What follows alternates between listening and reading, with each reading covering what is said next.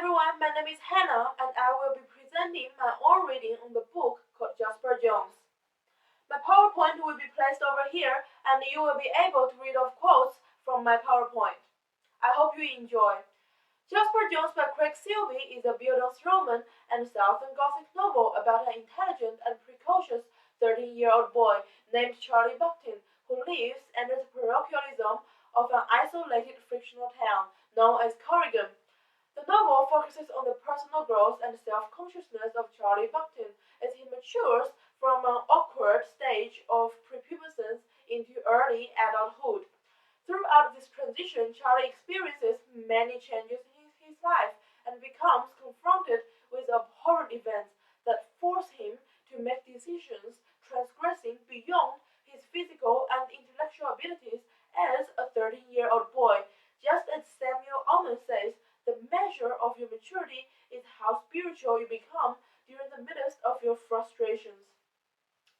I find Charlie's experience and psychological thinking particularly relatable and easy to understand, as myself is also in the transition process into adulthood. At the very beginning of the novel, the protagonist's mentalities have already started to change. When Jasper Jones offered Charlie a cigarette, Charlie felt a surge of panic. Wanting both to decline and impress. Charlie's psychology at this stage is reflective of his inner temptations to appear to be cool and brave. He wanted to show to Jasper that he is indeed rebellious and independent from his parents. The fact that he felt a surge of panic shows that he was afraid of Jasper thinking of him as a coward. His eagerness to gain recognition from Jasper shows the common naive psychology of children and appeals to my childhood reminiscence when I accepted to drink beer in front of a lot of my friends under the pretense of being cool. When Charlie followed Jasper into the dark night, which led to the corpse of Laura as she is hanging by the neck from a thick rope tied to the bow of a silver eucalypt, Charlie started to lose his childhood innocence, realizing the harsh reality of this evil world. Death is a foreign and an abstract concept to young teenagers like us. The first time when we encounter a death scene it will always leave a scar in our innocent hearts to a certain degree. In the following quote, Charlie's loss of innocence is evidently presented. It is all coming at me in a dim rush. My mouth is ajar. I do, Charlie. Look at her face. It's all beat up. She didn't do that to herself, did she? Someone stabbed this to her. The word ajar suggests the shock in Charlie's mentalities and creates an imagery of an open door letting cold air draft leak in, which represents Charlie's innocent mind being blown away and forces his mental mentalities to mature in order to withstand the abhorrent murder scene. Jasper's emotional rhetorical questioning affirms Laura's death as a definite murder, which in turn makes Charlie understand that humans are capable of committing crimes and the real world is harsh and cruel. This is evidently shown in his thoughts, and it occurs to me for the first time that people can do this to each other. People really can. And I wonder, how thin is the line? Is it something that we all have in us? Is it a matter of friction and pressure? The series of questions shows Charlie is confused and is trying to understand the nature of humanity, how everyone has a dark and evil side of them. The declarative phrase, people really can, suggests that Charlie has already grown up as he finally realizes and accepts the darkness of the real world and our real capacity for diabolic deeds as humans. At the murder scene, Charlie's moral innocence urges him to react in a childish way. The first thought in his mind were, we go to the police, that's what we do, we go to the Sarge. The use of exclamatory statements and assertive tone implies his confidence in his thought and reveals his childhood naivety as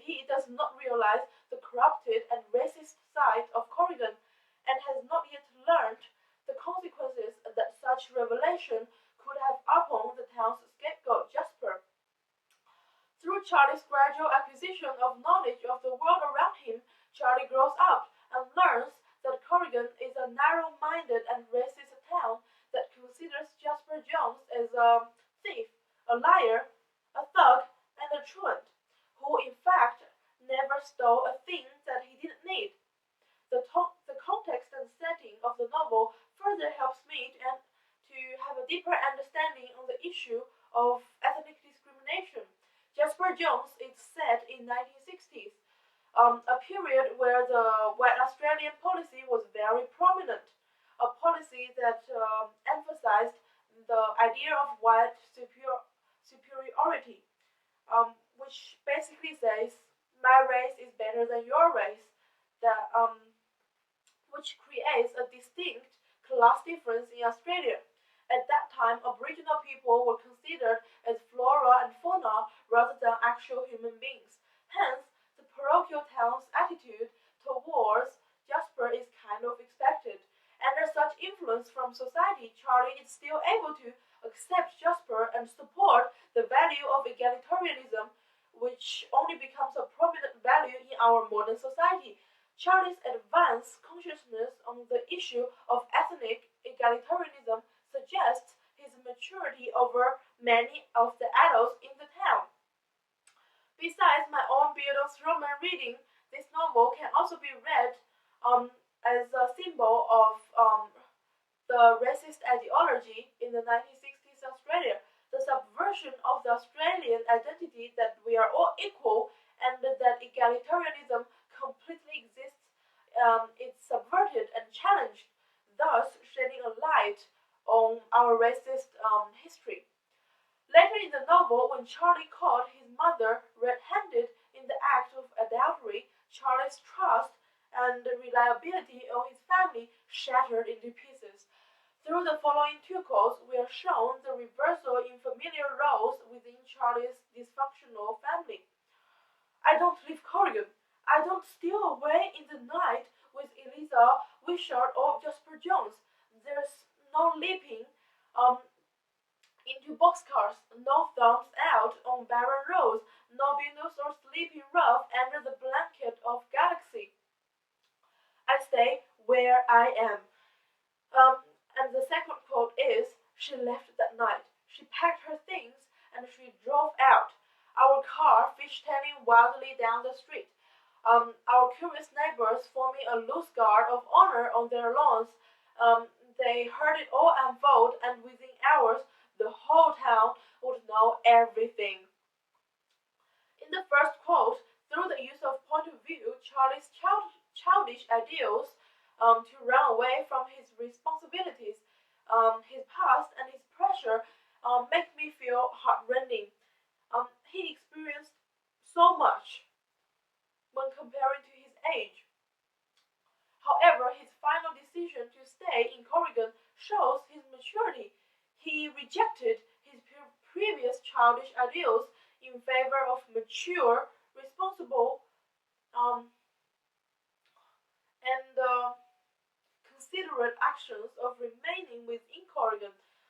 This juxtaposes with his mother's decision to leave their family. Regarding to his mother's departure, Charlie responds, I waver between wishing her back because something familiar seems missing, and getting to like this new arrangement with my dad. His point of view shows a unique sense of maturity, one that a child at his age would not usually possess, following an unsettling separation of his parents, such as this. What is more, Charlie has to take the role of a cook in the house. In our modern society, a 13-year-old boy taking the role of a cook in the family is almost impossible to find. Regarding myself, I have to say that I rarely cook in my own family. So the reversal of familiar roles between Charlie's mother and himself further elicit the maturation of Charlie's character. Overall, in the novel of Jasper Jones, Silvey had successfully used generic conventions to depict how the distortion of familiar responsibilities and confrontation of adult issues such as death and adultery can elicit the maturation of individual character. By reading from the novel from a bildungsroman perspective, I have seen Charlie's development from being a naive, innocent boy maturing into a wise and responsible character since the night when Jasper asked him for his help. And I have understood that we, as human beings, acquire knowledge of the world around us, not just by learning from our mistakes and the events that we experience, but also through the people that we encounter through our lives.